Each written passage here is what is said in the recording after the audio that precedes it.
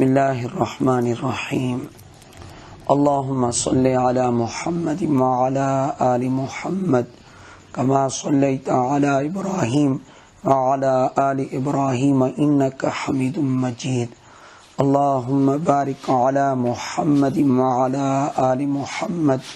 کما بارکت علی ابراہیم وعلی آل ابراہیم انک حمید مجید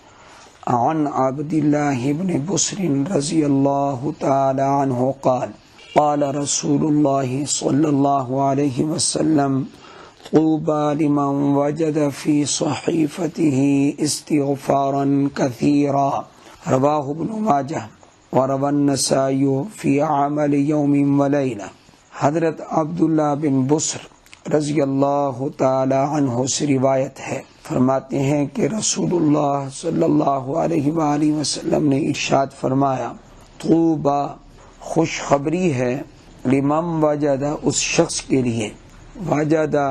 جو پائے، فی صحیفته اپنے نامہ اعمال میں، استغفارا کثیرا استغفار بہت، تو جو نامہ اعمال میں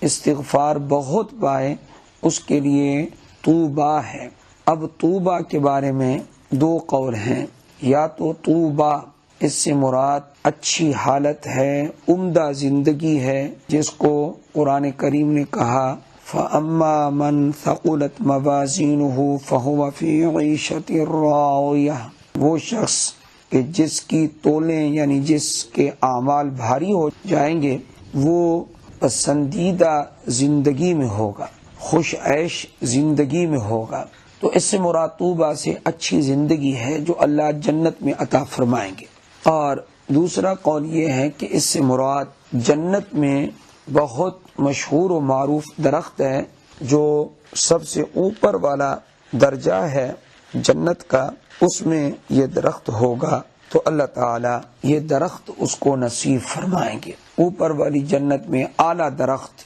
نصیب فرمائیں گے۔ تو طوبیٰ سے مراد وہ درخت ہے۔ تو دونوں احتمال صحیح ہیں۔ اس سے یہ معلوم ہوا استغفار، جس کا معنی ہے بخشش مانگنا، اللہ تعالیٰ سے مغفرت مانگنا، اپنے گناہ بخشوانا، صرف اس سے گناہ معاف نہیں ہوتے بلکہ اس سے جنت بھی ملتی ہے، اور جنت میں جو اعلیٰ درخت ہیں وہ بھی اللہ تعالیٰ عطا فرماتے ہیں۔ تو استغفار صرف مغفرت کے لیے نہیں ہے بلکہ رفع درجات کے لیے بھی ہے،